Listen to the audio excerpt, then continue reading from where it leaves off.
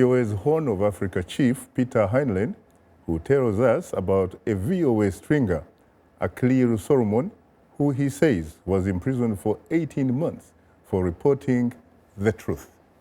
Some years ago, a VOA had a stringer in Asmara. This was during the war between Ethiopia and Eritrea.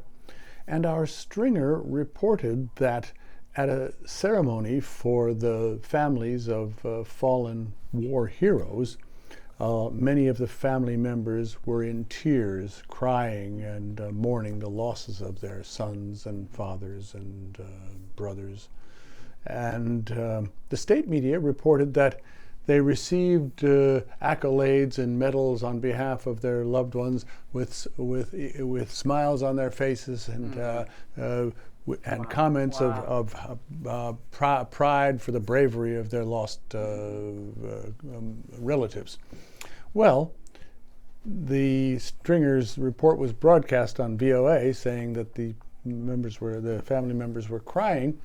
The state didn't like this contradiction of their version of it and incarcerated our stringer, left him in a shipping container for 18 months before he was able to get out and escape to Ethiopia, where he remained a refugee for years before we finally were able to get him granted asylum in Canada, where he now lives. Well, I am sure that you heard it, Mr. Ambassador. Your immediate reaction to that piece? I take it as a fabrication in lie. There are 3 points that could be mentioned here. One is it contradicts the element of humanity. Anybody decides it or becoming a martyr for his or her country, definitely you will have the internal feeling which is part of our humanity. But unless you wanted to make it sensational, the important thing is that we have been undergoing in a bitter struggle for 30 years.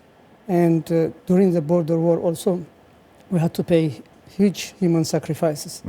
Well, definitely there is that element of humanity, but everybody in Eritrea feels and believes that to become a martyr for the sake of a viable future of the country is one of the important responsibilities that every Eritrean shoulders. So in the event that has been mentioned here, definitely people felt something humanly, but at the same time, it was something of an obligation that every Eritrean shouldered, and that's why many again paid their life as martyrs for the country. So you and there was jubilation. You don't have a problem, frankly, accepting the fact that Akliru Solomon was in fact imprisoned by your government for telling the truth, no matter how he told it? It's not true, and it's not because of that reporting that he could be arrested.